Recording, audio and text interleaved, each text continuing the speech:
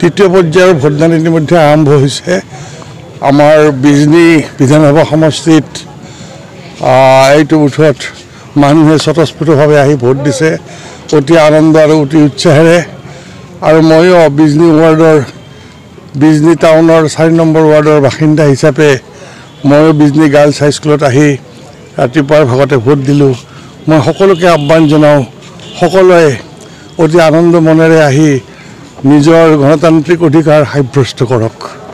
প্ৰতিকূল বতৰকো নেওচি আচলতে প্ৰতিটো ভোট কেন্দ্ৰত যি উৎসাহ দেখিবলৈ পোৱা গৈছে নাগৰিকৰ, কি ক'ব এই ক্ষেত্ৰত?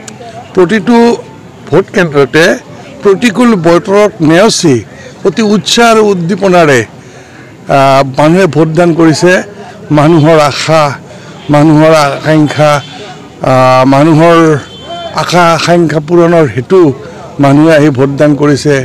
ইয়াৰ আগতে BTCত এনেকৈ স্বতঃস্ফূৰ্তভাৱে মানুহে ভোট দিব পৰা নাছিল বা ভোট দিয়াৰ ইচ্ছা কৰা নাছিল। এতিয়া পৰিৱেশ অতি শান্তিময় হোৱাৰ কাৰণে, BTCত শান্তি বিৰাজমান কৰাৰ কাৰণে, সকলো সম্প্ৰদায়ৰ মাজত ভাতৃত্ববোধ বঢ়াৰ কাৰণে, সমন্বয় বঢ়াৰ কাৰণে এতিয়া মানুহে গণতান্ত্ৰিক যিটো অধিকাৰ সেই অধিকাৰ কৰাৰ কাৰণে শিলডাল ভাঙি ওলাই আহি ভোটাধিকাৰ সাব্যস্ত কৰিছে।